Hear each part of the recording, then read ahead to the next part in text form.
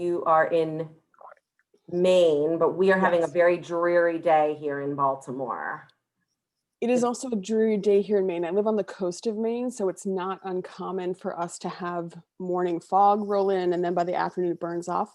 This is not burning off. It's about 42 degrees outside right now. There's still a lot of color in terms of the trees. I'm looking out at some fantastic oak trees. Those are the last ones to go in terms of color. So while it is dreary, it does make the color of the trees pop, and I'm really happy about that. So yes, well, it's wonderful to be able to connect from Maine to Baltimore and everyone else all around the country who's joining us. All right, I think we will get started. We've got a great group here. Thank you all again for joining us. I will get started. I'm excited to be with you today for our first session of Among Friends, our virtual alumni speaker series. My hope is that this series will provide informative and interactive digital sessions that showcase the knowledge and talents of our alumni. And there is no better person to help me kick off this series than today's featured guest, Kristin Simmons, Friends School Class of 1992. yes. Kristin is a digital media advisor, a speaker, and a faculty member at the University of Southern Maine, where she teaches in the Tourism and Hospitality Department. A little about Kristin. She loves a good narrative.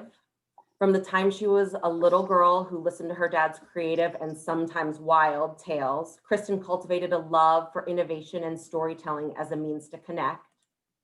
She is known for her down-to-earth teaching style and her passion for marketing and media training. Her background as a writer, marketer, and mental health therapist creates the perfect mix of creativity, great listening skills, and compassion while working with her clients. Her clients include auto dealerships, banks, and health nonprofits, inns, restaurants, and travel industry professionals. As a proud member of the Friends School Class of 1992, Kristin credits her 13 years of Quaker education as the foundation of her passion for community service and social justice. She resides in Maine with her husband, 2 daughters, and fabulous rescue dog named Winslow Homer. Today, in this session, Kristin is going to talk about creating community in a digital world. Whatever your affiliation is with Friends School, you know that a strong sense of community is part of our foundation. Today, Kristin is going to give us her insights on how we can better connect professionally, personally, and in our family spaces. As she told me when we were preparing for this session, even a family birthday party needs an agenda these days, people. It's true. It's true. Yep. And before I turn it over to Kristin, just some quick virtual protocols for today. If you have any questions, please use the Q&A feature at the bottom of your screen. Kristin will answer them at the end during our Q&A session. And of course, the usual virtual event disclaimer that I like to give. Kristin and I have done everything that we can to prepare to make this event a success, but we're at the mercy of our technology. We are live, so if our Wi-Fi misbehaves, please be patient and we'll work to get back on. In the event that we get cut off completely and are unable to restart the event, I'll send an email to everyone so we're not just waiting around. So without further ado, please join me and welcome Kristin. Hey, everybody. My only wish is that I could see all of your faces right now. Christine, I'm so thankful that you asked me to be part of this. It's really excited to be back with the Friends School community. And I wanted to start off this talk. We're together for the next 25 minutes or so. And I wanted to start out this talk. I want you to imagine a time at Friends. Now, whether you're a parent, current student, teacher, an alum of Friends, think about a time at Friends that was really joyous for you. It could be something like a class that you took, a sporting event, one of the special activities. When I was prepping for this talk, I was thinking about a time, and I'm going to show you a couple of pictures because of course I have to show you the whole history of Friends School, not only in just how bad my hair was back in the 80s, but I'm going to jump right in with this, but hold in your mind's eye a happy memory of Friends. Think about that moment. And I'm going to talk a little bit about this picture that you see right here in the middle. this was the 5th grade medieval fair. And I don't know if they still do that. Kristin, do they still do the medieval fair in 5th grade? I have not seen emails about it, so I don't know actually. Okay. Oh no, this was actually in 1985. And the entire year was medieval themed. We had this money system we had that we were learning all about our finances. And the best part about this was that we had this opportunity to do something called win a word. And this is something that I've actually repeated with my own daughters now, that every Friday in class during this medieval series, we would take a word that we had picked from something that we had read, one of the novels, picture books, it could be whatever we got it from. And we would try to win that word from the class. And what that was, we wrote it on the board, and then 3 students in the class would have a chance to try to guess the meaning of the word. And if they couldn't guess the meaning, you won it. And you were able to put it up on this medieval banner that you had created in class, which was really exciting. And once you got to 20 words, you won 20 words, you had the chance to go up against the principal of the lower school. And at the time, the principal was a gentleman named David Peerless. David Peerless was British. I remember him having wonderful sort of tweed suits that he wore to friends at the time. And going against David Peerless you would have like a knighthood competition against him. And very few students got a chance to do this. And even fewer students actually beat David Peerless. So you would try to win all of your words against David Peerless. So I didn't win that competition, but one of the best moments was when he came up to shake my hand. I was a 5th grader. I had this crazy asymmetrical haircut. I was 5'4" at the time, taller than all of my peers. It was one of those beginning of sort of awkward puberty moments. He came up to me and he's like, "Good list of words, Kristin." And I remember that to the day. I remember the way that he said it and what a joyful moment that was for me. I was so happy. I sort of felt on top of my game in 1985. It was a wonderful time.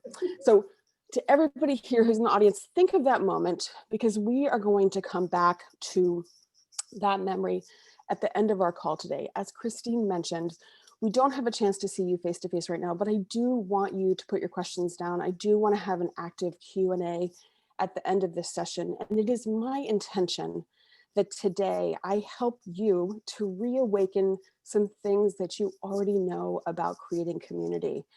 I'm going to tell you this right now. And if there's one thing that you remember, everything that you need to create community, you already have within you. We're going to talk about translating the skills that you already have into the digital world so that you feel happier about being online. You feel happier about showing up to your Zoom calls, in your emails, and on social media, because I want you to embrace these mediums because I love them. I love their power. I love their ability to connect. So again, that's my intention for today.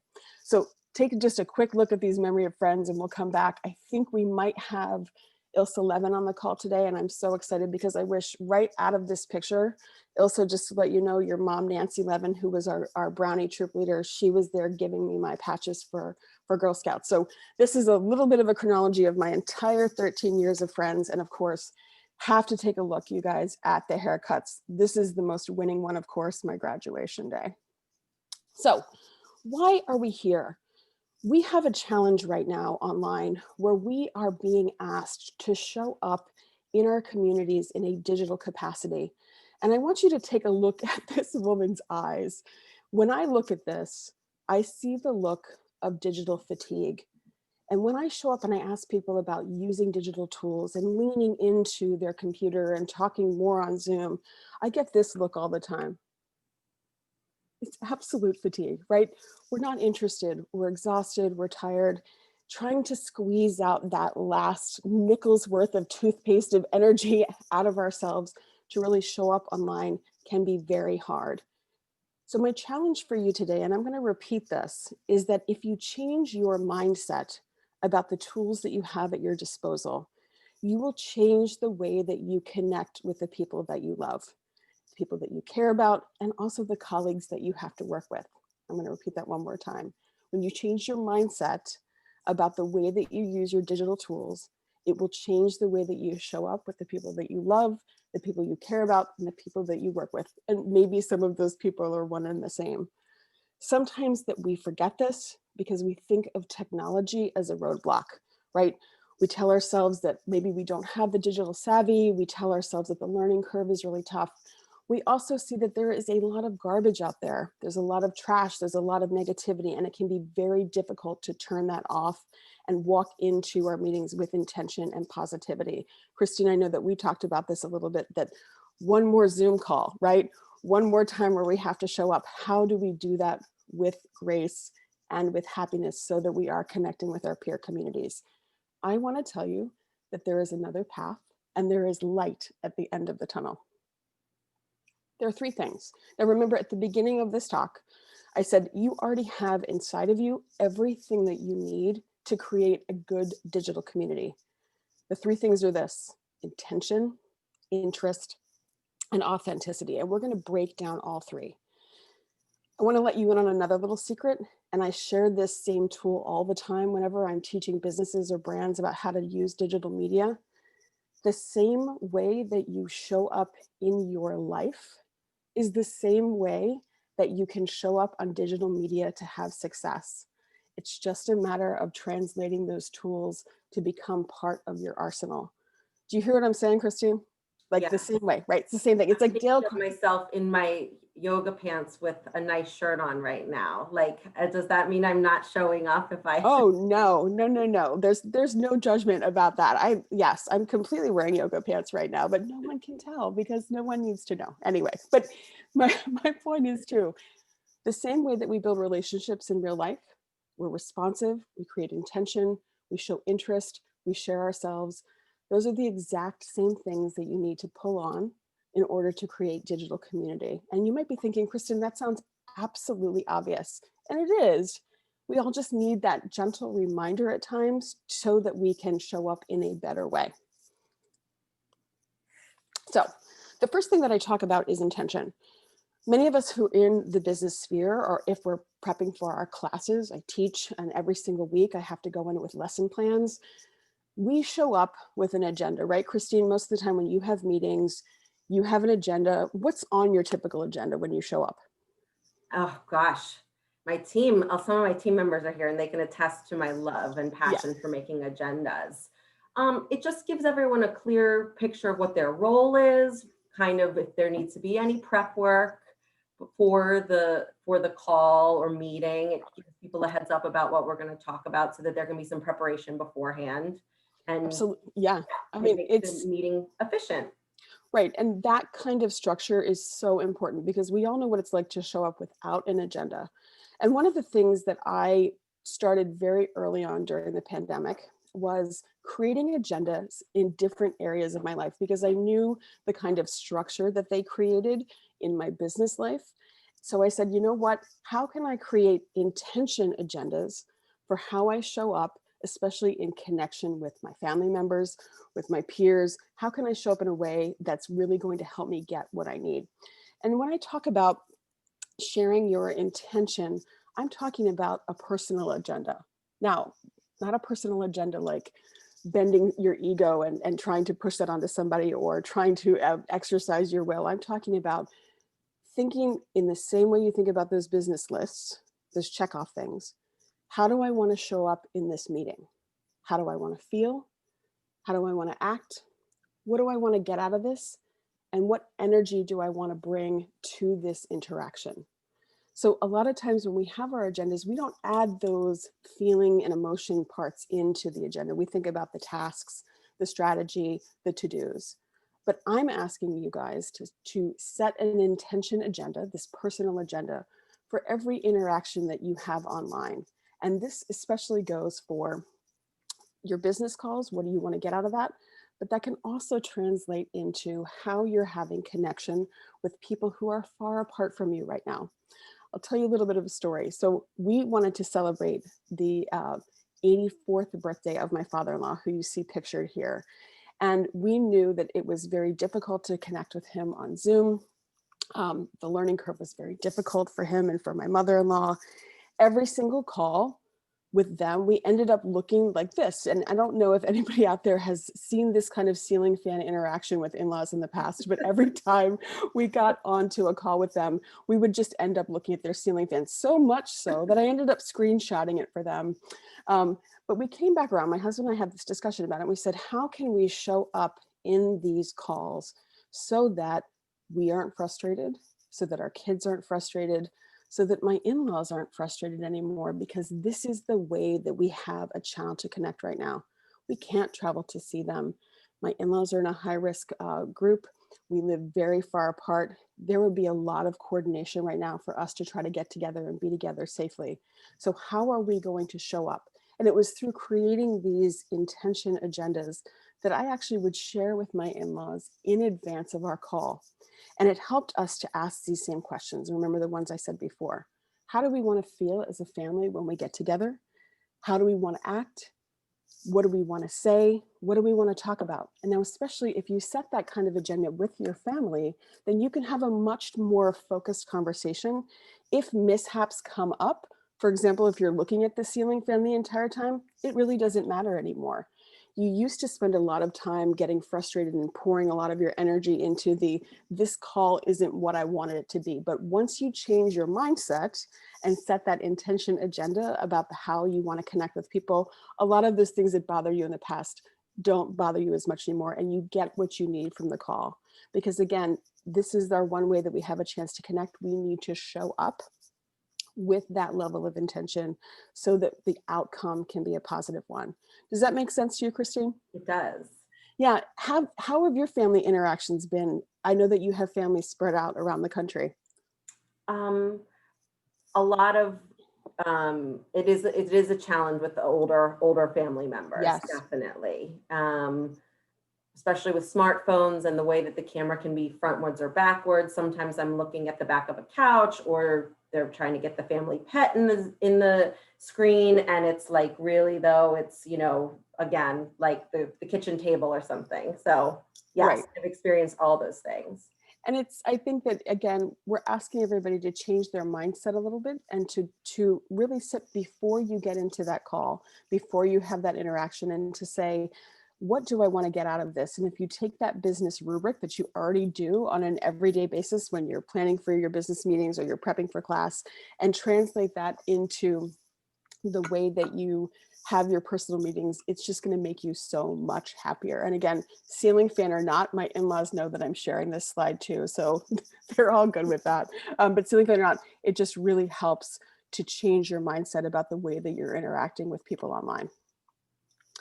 The other thing that I wanted to talk about was interest.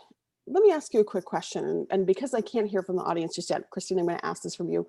What's the number one way that you show your interest in somebody? Oh gosh. Yeah. Well, listening to them is one thing. Yes. Yeah. Asking questions, right? Yes. Yes. And this is the type of interaction that we like to have with people. We ask questions, we listen, we respond.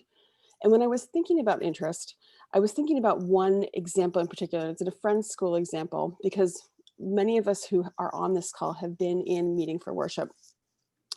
And when you're in meeting for worship, you have a chance to sit and reflect and be calm. And of course, if you feel moved to speak, you can get up and you can pose a query, you can make a statement. It's really an opportunity to let off your mind something that you're thinking about. And back in the mid-'80s, Mr. Heath, who was at that time my third grade teacher, he wasn't the mathematics teacher yet, posed a query in the middle of meeting for worship, where he mentioned this particular story. He stood up and he said, I went to the farmer's market this past weekend and was looking at the vegetables, and I was looking at the beautiful colors of produce and the baked goods. And I was looking at all of the different things in that farmer's market. And I was wondering about what it's like for God to look down on humanity. Does God look down on us the same way that I'm looking down at all of this beautiful produce, all of these beautiful vegetables, all of these beautiful baked goods? And that stuck with me, because that query that he put out in the middle of meeting for worship set the tone for the way that we as students reacted that day, not just only in meeting for worship, but set the tone for how we reacted in class for the rest of the afternoon. And one of the things that I think about when we show our interest, when we show it through asking questions, when we show it through listening, is that we have the opportunity with the questions we ask online to really light people up, to get them thinking. It was very purposeful at the start of this call that I asked everybody here think of a positive moment that you've had as an interaction at Friends. Again, as a student, as a teacher, as an alum, as a parent. Think of that positive moment, because when we show interest through asking questions, through those queries, we really not only change our own mindset, but we change the mindset of the people that we're interacting with, and we engage on a higher level. And that was such a beautiful memory for me to have of Mr. Heath. And again, I really want to encourage you all to, when you're on those calls with people, when you're in those interactions, ask questions, take the time to listen. The number one missed opportunity that I see when people are online through their digital media marketing or through their digital outreach is that they ask questions, but then they don't respond. They don't engage. And I say to them, if you showed up in a room and if I said to you, Christine, oh, Christine, nice blouse, beautiful. I love what you're wearing. And then you just turned to me and went like this. But that's what we do online all the time, right? Somebody puts a little check. It's like, oh, I like it. But we don't say, thank you so much. I got it at this particular store. All too often, there's this missed opportunity in that interaction to say thank you and engage further. And if you want to create community, use those compliments as a starter for an interaction with your community members. Make sense? Yes. Yeah, it's a huge Well, I part. think it's also hard in like what you're saying with interest. You know, I find myself in staff meetings sometimes. There's so many things going on in my work, in my email inbox. And so it's hard when so whether it's for a family party or a staff meeting or a classroom, you're looking at something where there's 100 things going on. So rather than fully engage with my colleagues, I find myself sometimes distracted by all of the other things going on my screen. So I will remember now that my interest needs to be fully focused on the wonderful people in the room with me. Absolutely. And it's, again, when I come back to that concept of the same things that you would do in real life are what you should be doing online. When you ask someone a question in real life and you don't respond, or if they don't respond, you make an assumption that they're not interested. But that's where we stop the conversation online. We don't respond to comments. We don't respond to likes. We need to engage. If you want that digital media to be more meaningful to you, then you need to take it further. You need to ask great questions and you need to answer those questions and talk and listen to other people. And again, it might seem really simple and easy, but again, right now you can see, you know what? Probably everybody that's listening has had a missed opportunity for engagement and connection online. They're like, oh, you know what? I didn't respond to that comment. And that's all too often the case. If you want it to be more meaningful for you, show your interest. Okay. Now, the last thing that I want to put into the mix in terms of the 3 ingredients is authenticity. Now, I want to share a quick story, and I know Senior Binford's on the line here, and I think Daira Lievino Binford is here too, and they are pictured in some of these pictures. I want to tell a quick story. When I was in 10th grade, I had a chance to go on the very first Friends School exchange trip to Mexico City. I was with 2 other students at the time, myself. I loved Spanish class, had a tremendous amount of fun, and Senor Binford and his soon-to-be wife took us all to Mexico City and to the wonderful town of Cholula, which is outside of a place called Texcoco. And we all had a chance to stay with families. It's a beautiful week with this lovely dairy family. You can see them pictured at the bottom of the slide here, that this other student, Kent, and I, we lived with this dairy family. And there was a special crystal egg that was part of this family's gift. Excuse me, sorry. I have a cat in the background right now who's trying to get my attention.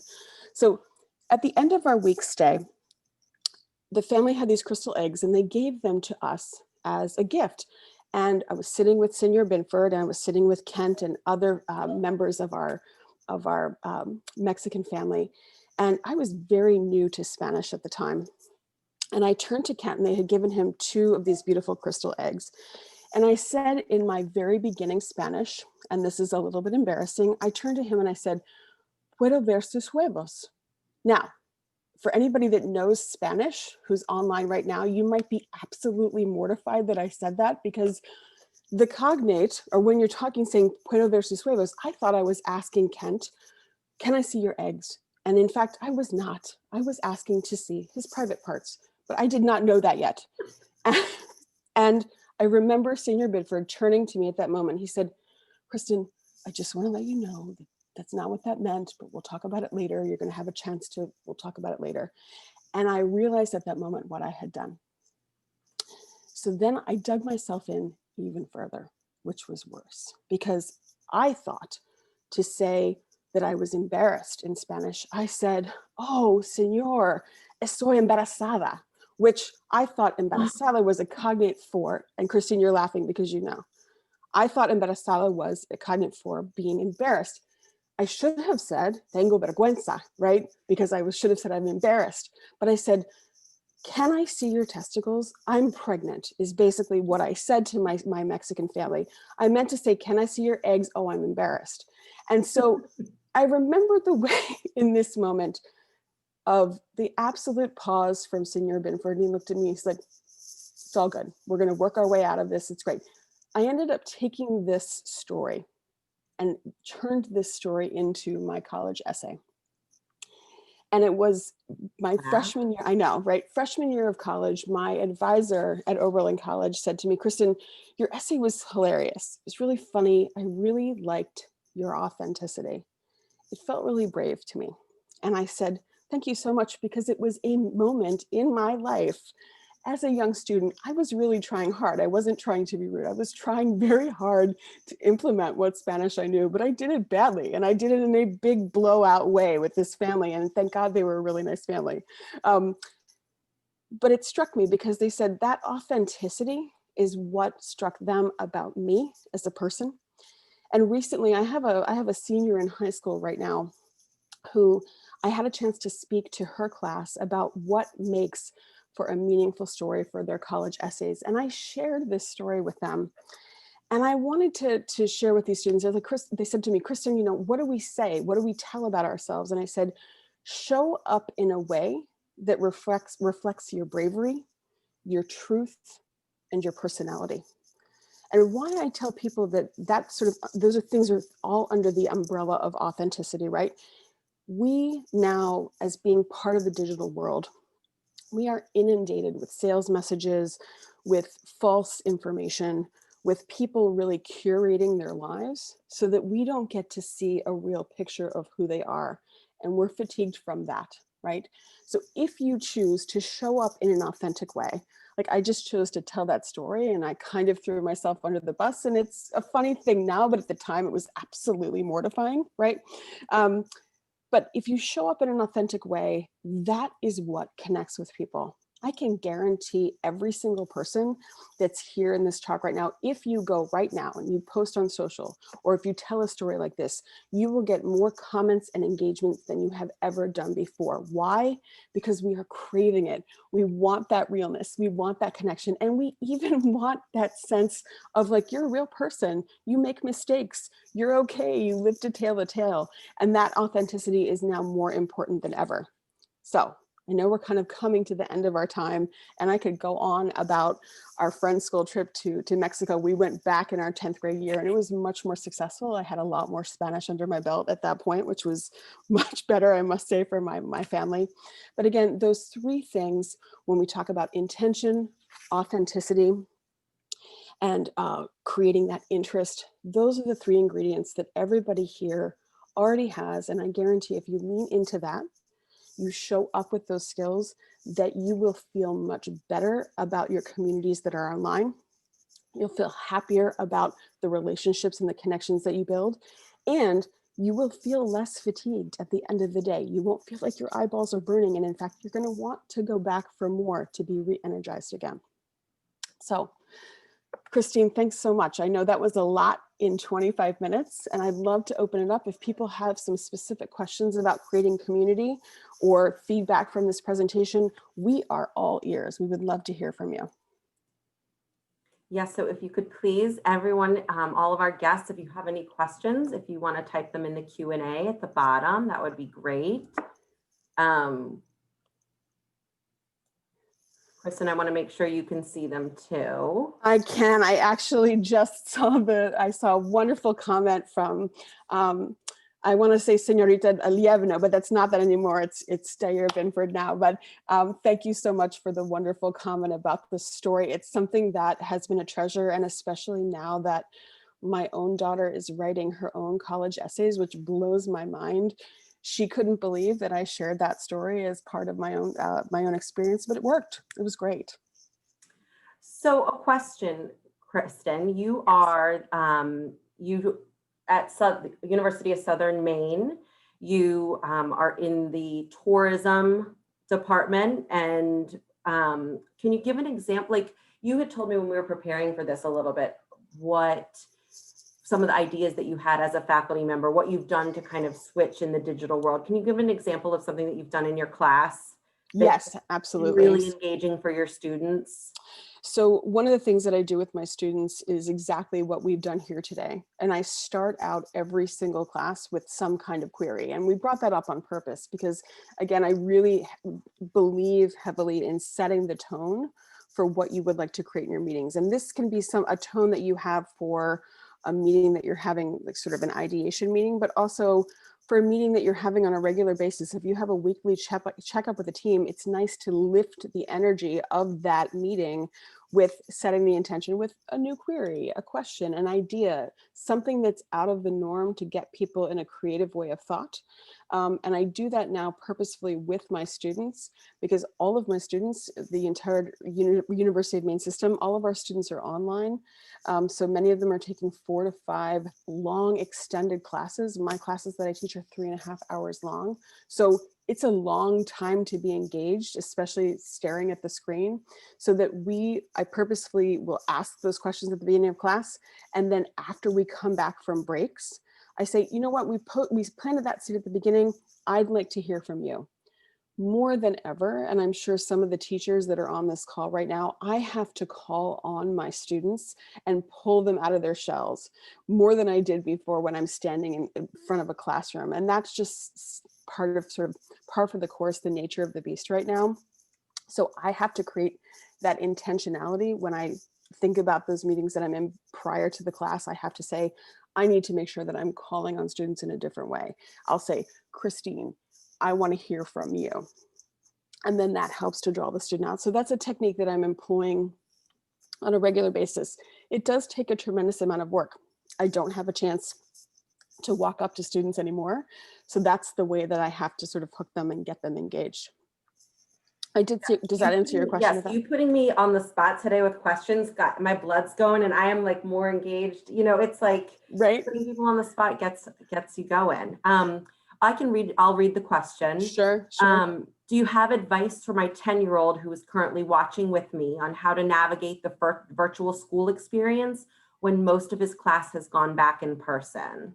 Oh, that's a really great question. I actually have quite a few peers who have lower school aged students in school. And one of the things that I've talked to my friends as well as my colleagues about is that make sure that your child also has that intentional rest periods, that as much as you can, because I know it's a lot as a parent, to check in with them, use that same intention setting, but in a way that a 10-year-old can understand. So to say at the beginning of the day, what are we hoping to get out of these classes? Here's the schedule that's going to happen. I'm going to help you transition from class to class.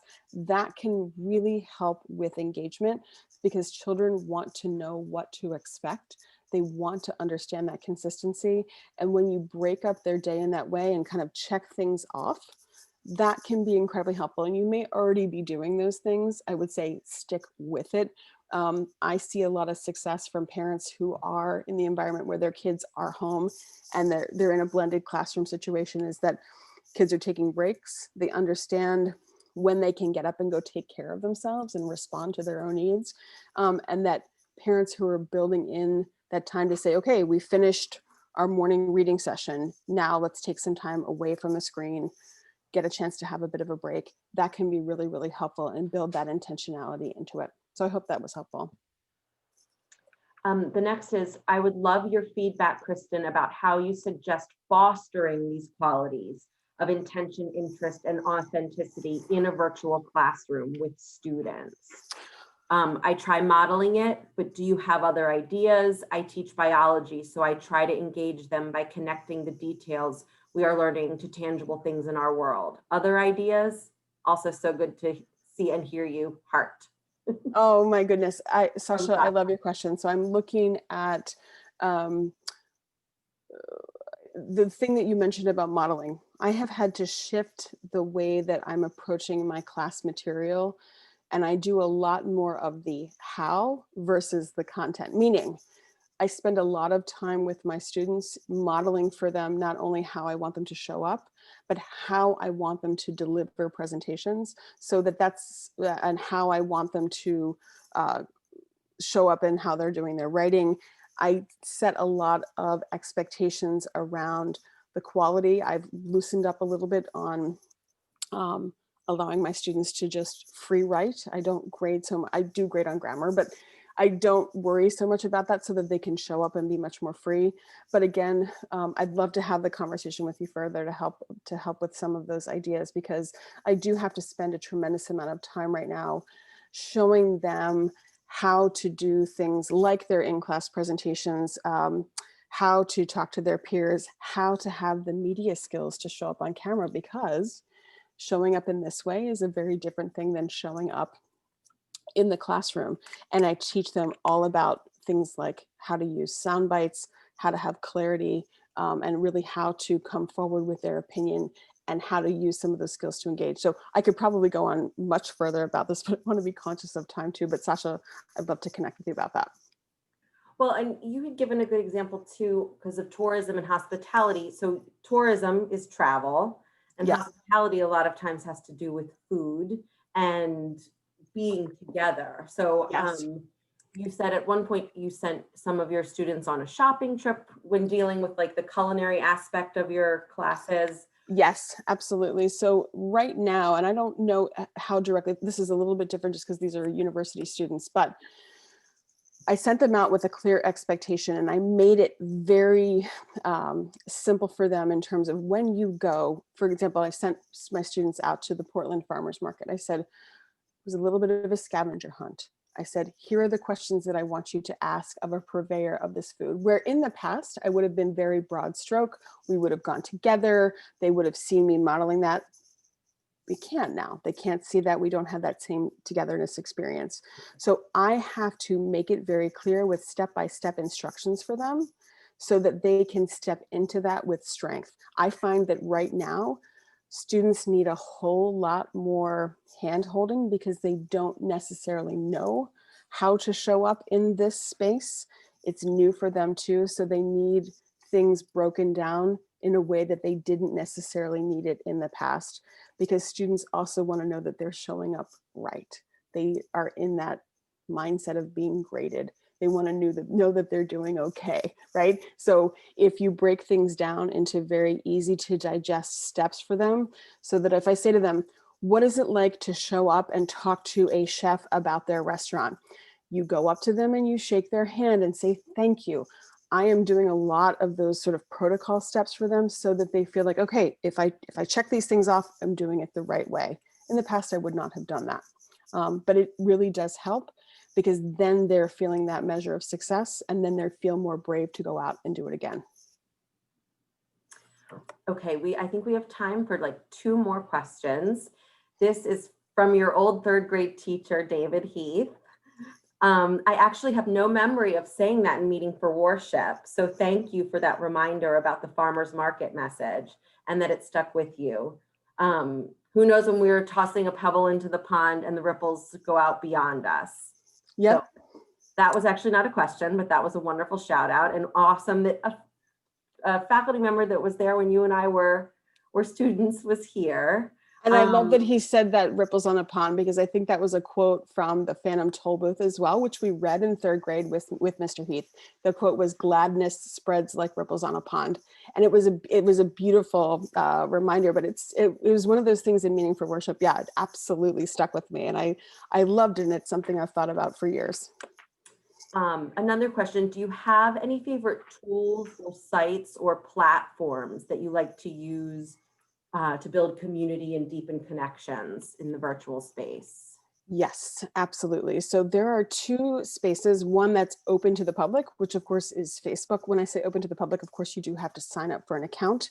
I do like to use Facebook because it's fairly user friendly, especially with my student groups. I get them to show up there, share content there.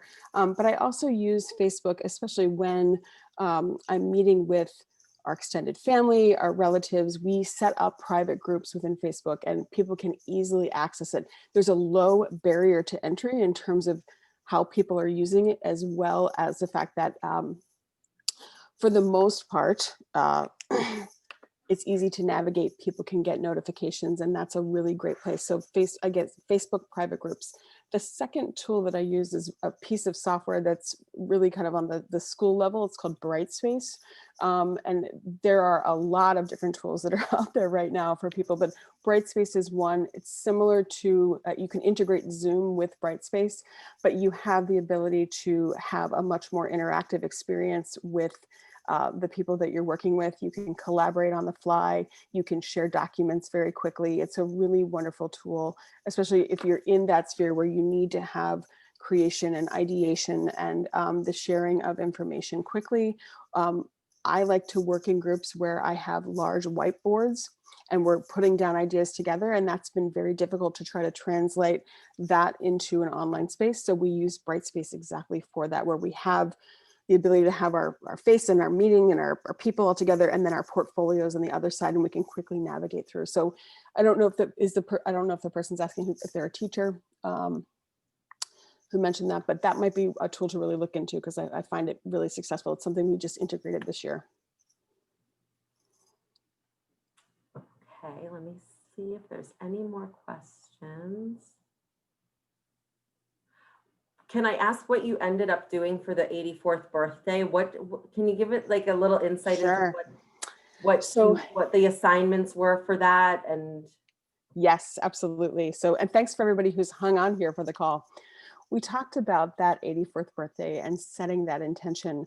We decided that we were going to have an hour-long dinner together. We prepared the same dinner so that we would have that in two different places. It was just like spaghetti and meatballs. And then they had a cake and we had a cake, which was really fun because even though we couldn't share cake together, I said, Pop, make whatever cake you can. And then we gave my in-laws questions in advance to ask of our girls so that they would have a list and they could ask our girls specifically about what they were reading. My in-laws are older. My mother-in-law is moving into dementia, so this was really helpful for them. Some people might hear that and think, oh, I would never prompt my in-laws with questions. That's where we are right now. It really helped them to be focused and stay on task, and also for my teenage daughters to remain engaged with my in-laws. So my in-laws had a set of seated questions that they could ask the girls. And then we told my in-laws that we were going to be asking them questions about where they had been traveling prior to COVID, some of their favorite birthday memories, so that they came prepared to that conversation to stay focused. We also prepped them in advance of how to put the camera on the table so that we would not be doing the ceiling fan look, right?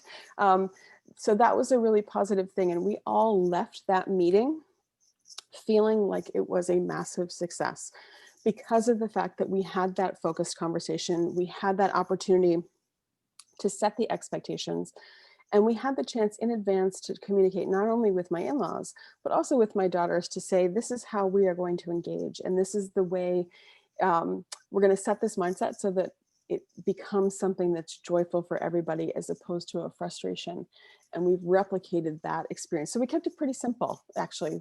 It was just a shared meal, birthday cake, but with some questions in advance. And I found that we all left feeling like, oh, that was fun. We could do it again versus, oh, dear God, I don't want to get on with my in-laws at all. It's boring. It's terrible. It's difficult with the technology. We felt like it was a success. Well, and with intention and expectations, the loudest family member can't take over the whole thing, right? It gives everyone a chance to speak as well. Right, right. And as we think about agendas and we think about starting on time and ending on time. One of the best pieces of advice I ever got from somebody who this is when I was in clinical mental health. She said, start on time and end on time, and everything in between doesn't matter. She's like, that structure alone is enough. And if you take one piece of advice away from today in creating that intentionality in meeting, starting on time, ending on time, especially with my older in-laws and wanting to make sure that we keep that connection going with them, we have to work to keep that connection. Start on time, end on time, have these lovely questions in between. The interaction becomes much more meaningful, and we don't feel like we're losing out as much on that time together because we make sure that it's filled with good questions, we're focused, and then we know when to end so that we don't feel like we're sort of trailing off into the ether. Well, on that note, ending on time, starting on time, we had about 45 minutes set aside for this session, our first lunch session. And so I really appreciate, thank you, Kristin, and thank you to all of our guests for joining us today. It was wonderful. And if anyone has any questions, follow up for Kristin, everyone on this call has my email address. So you're welcome to email me and I can share Kristin's contact information.